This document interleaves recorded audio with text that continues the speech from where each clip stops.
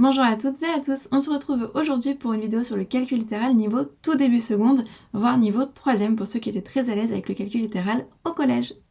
Donc nous devons factoriser les expressions suivantes. En effet, au lycée, on va majoritairement factoriser les expressions parce que vous allez voir qu'avec les études de fonctions, c'est beaucoup plus simple quand on a des expressions factorisées.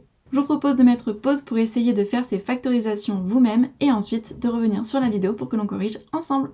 Et donc c'est parti pour la correction. Première expression, nous avons a qui est égal à moins 5x moins 2 facteur de x plus 3 plus moins 5x moins 2. Ici, on s'aperçoit qu'on a un facteur commun qui est moins 5x moins 2. Il revient sur ce terme-là et sur ce terme-là.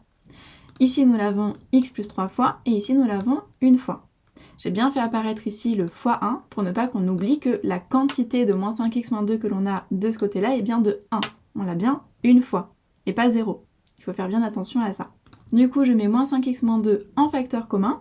Et dans ma grande parenthèse, je mets le nombre total de fois que j'ai moins 5x moins 2 dans mon expression. Donc je l'ai x plus 3 fois de ce côté-là, et je l'ai plus une fois de ce côté-là. Donc ça me donne x plus 3 plus 1. Je mets les parenthèses pour prendre de bonnes habitudes, surtout pour ceux qui ont tendance à faire des erreurs de signes. Mais si vous êtes très à l'aise, effectivement, elles ne sont pas utiles. Et donc on peut directement simplifier et mettre x plus 3 plus 1.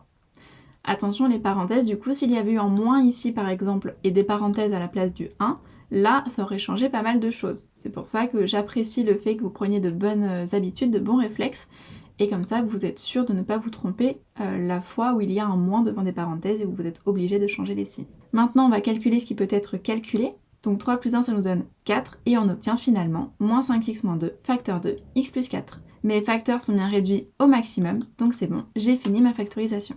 Passons à la B. La B, donc on avait 25 moins 4x au carré. Donc pour la factorisation, je ne l'ai pas dit tout à l'heure, mais on a deux possibilités. Ou bien on a un facteur commun, ou bien on reconnaît les identités remarquables. Donc ici on reconnaît l'identité remarquable a carré moins b carré. Effectivement, 25 c'est 5 au carré, et 4x au carré c'est 2x le tout au carré. Et donc maintenant je peux utiliser cette identité qui me dit que a carré moins b carré c'est a moins b facteur de a plus b. Donc j'ai simplement à réécrire ma formule en remplaçant mes a par 5, mes b par 2x, et j'obtiens 5 moins 2x, facteur de 5 plus 2x. Et voilà tout pour la b. Maintenant on passe du coup à la c, on a 4x au carré moins 12x plus 9, là encore c'est une identité remarquable, on reconnaît du a carré moins 2ab plus b carré. Cette identité remarquable nous donne du a moins b le tout au carré, mais pour l'utiliser il faut identifier un petit peu mieux nos a et nos b. Donc effectivement on reconnaît 4x au carré comme étant 2x le tout au carré, 9, on sait que c'est 3 au carré, et on va quand même vérifier qu'ici on a bien du 2ab, parce qu'il nous faut moins 2ab ici. Donc si on fait moins 2 fois 2x, notre a nous paraît être 2x, fois 3, notre b nous paraît être 3, effectivement on obtient bien du coup notre 12x. Donc c'est bon, 12x est bien égal à 2 fois 2x fois 3, donc on a bien du 2ab. Ok, on peut utiliser notre identité remarquable.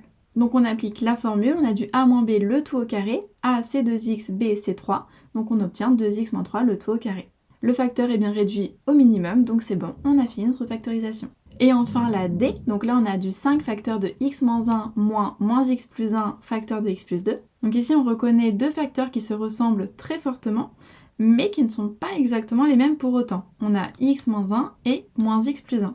Mais ce que l'on peut voir, c'est qu'en fait, ils sont opposés l'un de l'autre. Si je prends moins x moins 1, j'obtiens bien moins x plus 1. Et si je prends moins x plus 1, j'obtiens bien x moins 1.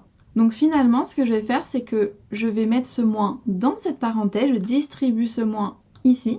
Et de cette manière, je vais retrouver en fait un facteur commun de chaque côté, qui est x moins 1. Je mets du coup x moins 1 en facteur. Et combien de fois je l'ai au total dans mon expression? Je l'ai 5 fois de ce côté-là. Et je l'ai x plus 2 fois de ce côté-là. Donc finalement, x moins 1, je l'ai 5 plus x plus 2 fois. Et là, je peux réduire au maximum. Donc j'enlève déjà les parenthèses. 5 plus x plus 2. Ici, j'ai un plus devant les parenthèses, donc pas de souci de signe. Et enfin, 5 plus 2, ça nous donne 7. Donc j'obtiens x moins 1 facteur de x plus 7.